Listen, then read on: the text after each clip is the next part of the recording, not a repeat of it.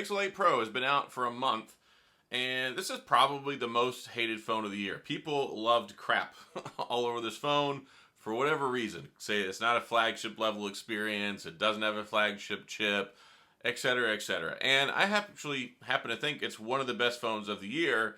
I wish they would have kept it at $899. That probably would have helped out a little bit. But overall, the improvements they've made in the Pixel 8 Pro from the Pixel 7 Pro, from the Pixel 6 Pro, shows a significant change, a big commitment to updating and fixing things, especially from last year, like the heat issues gone, the battery drain issues. I haven't experienced them anyway, and I've got pretty decent battery life out of it. At least lasts all day. It lasts 6-7 hours that I haven't had any complaints about it. So yeah, I think they did a good job.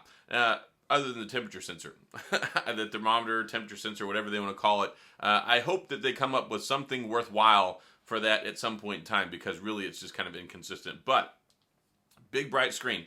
They came out of left field with this. I don't think anybody expected to see a Google Pixel phone that had 2400 nits of brightness. And then we've got the AI enhancements. We've got the new stuff when it comes to machine learning. You've got the web page summary. You've got the extra stuff with the magic editor that you can do now. And I know a lot of people like to hate on those features because not all of it is done on the phone. But when you look at it, you can't do that on any other phone. So the fact that you can do it on this phone, here's what it does. So the Tensor G3, it does a lot of stuff.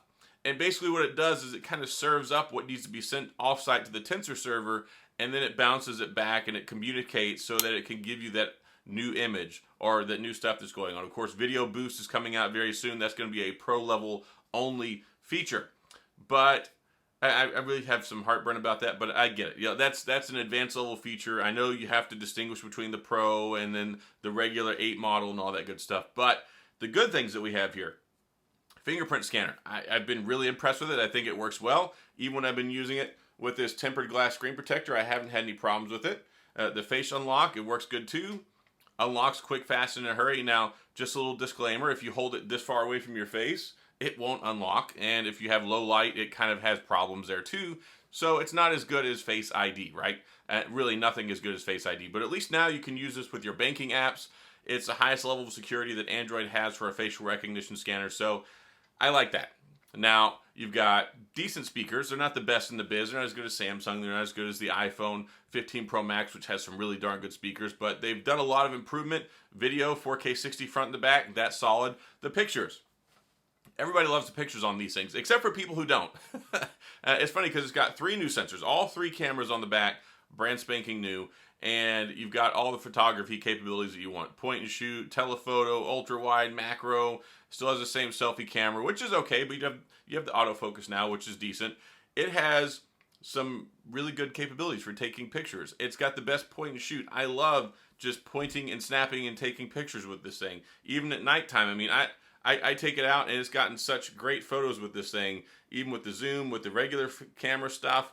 Yeah, it's been really, really impressive. Now, some people don't like it. They say it's over-processed. They say that, you know, it doesn't look good enough. But the thing is when you take a look at this versus the iPhone, you take a look at it versus the Samsung phone, it has the fastest shutter speed. It has the most accurate representation of anything that I take pictures of. Whenever you take pictures with the iPhone, it can look a little yellow. It can look a little warm. And, of course, they have the worst lens glare whenever it comes to cameras. This one, you can get it a little bit sometimes, but it's not nearly as bad as the iPhone. Samsung is definitely the best in that department. Samsung, it has the shutter lag, of course. It looks oversaturated. Some people don't like the way that one looks. So you're always going to have people that nitpick. But when it comes to taking a photo, getting some amazing portrait shots, you've got enhancements for low light, you've got the true tone stuff, you've got the extra emphasis whenever it comes to skin tone and skin tone colors matching. This phone, I think that Google has done an excellent job with. And of course, now you got 7 years of operating system updates, 7 years of security patches. I still don't have Android 14. Well, I have Android 14. I don't have the November patch yet, which of course just came out 2 days ago. It should be rolling out this week. I'm sure I'll have it soon. But a month later, using this phone, I expected, like, the last couple experiences I've had with the Pixel is the first couple of days, you have the honeymoon phase, and then it's like, okay, you realize the battery life's really not that great. You realize that it keeps heating up whenever you're doing simple things. You realize that, okay, it has some limitations, and the modem is not that great. But those are not the issues I've had. I've had a great experience with the modem. I've had good download speeds, good consistent connection. It's got amazing haptics. I really enjoy typing on this phone. Big, beautiful screen, super bright, gorgeous AMOLED display, 120 hertz, LTPO, all the things that you could ask for in a flagship level phone. Take it to the chip. And the thing is I think the chip is fine. And if you take a look at it, on the benchmarks, on paper, it's about a little bit better than Snapdragon 8 Generation 1, but here's another interesting thing. If you take a look at it on paper, we've got the Snapdragon 8 Generation 2. The one that's in the OnePlus 11 actually is kind of underclocked. It's not as powerful as the one that you get because the one in Samsung, they have it pushed overclocked, 3.36 gigahertz, the special Snapdragon for Samsung chip, all that stuff. The Tensor G3 is just behind the Snapdragon 8 Generation 2 that's in the OnePlus 11. Like, people get so wrapped around these numbers and don't pay attention to the overall experience. And I saw one review somebody had written, they're like, oh, you can play AAA titles pretty seamlessly. You can do everything on the phone seamlessly. There's no slowdown. There's no stutter. And they're like, well, there was a little bit of processing delay when I shot the full 50 megapixel raw image. Okay, it's doing a lot of stuff there. I don't really think that's that big of a deal. Now, will it get optimized better later? It probably will be. I think it's fine with photos. And whenever you want to take a 50 megapixel RAW shot, I mean, I don't think that that's the end of the world if it's a little slower when it comes to the processing. If you try and shoot a 200 megapixel low light photo on the Samsung, it takes a while. When you're using these big sensors and trying to put all this data into this one image, it can take a little bit longer. And I'm going to give you an illustration right here. So we're going to go into Pro Features here. And what I'm going to do is I'm going to shoot a 50 megapixel raw photo and we'll see what it is. So 50 megapixel raw, we'll see how long this takes. There we go. That's how long it takes to shoot a 50 megapixel raw image. I think that somebody was probably just elaborate, like they're embellishing a little bit too much in that one. I think that the performance has been great. I think that it's flagship caliber. And the only thing that I have concerns with when we talk about 7 years, I don't think the battery's going to hold up 7 years, but that's one of the reasons you only get like the 30-watt charging you get with the Google Pixels is because the same reason Apple does it, the same reason that they're throttling it back on the Samsungs. If you want a battery to last that long, it's better to have lower charging speeds than these. You don't want 50, 60, 70, 80-watt charging. It can degrade the battery faster. Here's the thing. When you have 30-watt, 25-watt charging, is it as fast? No. But when you're getting 7, 8, 9 hours of screen on time out of these phones, and they last you all day, and you only have to charge it at night, it's not that big of a deal. So that's to preserve the battery and make it last longer. So that will help. I think the battery in these phones, I think, is probably going to be fine for 4 or 5 years. Once you get to year 6 and 7, probably not going to get all the new features. You know, when we get the new phone every year, they come out with new features. I'm sure that the AI and machine learning and hardware-intensive tasks that we're going to do 6 or 7 years from now probably going to be more advanced than this phone is going to be as smooth with today. But when you pick up an iPhone from yesteryear that's 6 or 7 years old, even though it's still technically supported, no, it doesn't. It's not as good, right? It doesn't have all the same camera features. It doesn't have all the extra stuff. It doesn't have all the extra bells and whistles. So maybe it'll go 7 years. But I wouldn't want to use any phone for 7 years. For me, it's like, okay, we get to year 3. That's about the time it's good to trade it in. Go trade it into AT&T, T-Mobile, wherever you buy it from, and then get the new one, usually for about free. If you just sign up for your 3 years of bill credits again. I am not naive to the fact that most people buy their phone through a carrier. Very few people actually go and pay cash and buy their phone from a store.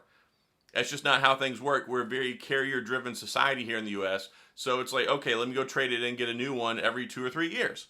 And that's fine. That's a good way to do it because about every 3 years is when you get really meaningful change in phones anyway. If you take a look at the Pixel 5 versus the Pixel 8 Pro, good gosh, look at the changes we've had. But if you look at the 7 Pro to the 8 Pro, you're like, well, you know, not that big of a change. But that's with all the phones. If you do year-over-year upgrades, you're never going to be as impressed as you would be if you waited 2, 3, or 4 years. And really, these phones are so powerful and capable now that it's really not that big of a deal to use one for 2 or 3 years. Whereas like 5 years ago, you're like, yeah, I want a new phone every year. So my experience with the Pixel 8 Pro has been fantastic. I really enjoyed it. I really think that they've taken a big step with this phone, and I think that the chip in it is very good. I think it's very formidable, and I think that people complaining about it, one, aren't even pushing it to the limit anyway. They're just looking at benchmark numbers and complaining, and you don't look at the real-world experience, and this phone is just as seamless. I have less issues with this than I do with my iPhone 15 Pro Max. So that's just my thoughts on it. Having used this phone, I got it. It came out a month ago. I think Google did a good job. The hard thing is when you look at things that are on sale right now and see that you can get the S23 Ultra for $999 through Best Buy or $880 through Amazon, And then you look at this, you're like, you know, the S Pen and DeX are looking pretty good. And I know a lot of people really like the S23 Ultra. It's a fantastic phone, probably the best overall flagship Android phone of the year. So that's the problem you run into.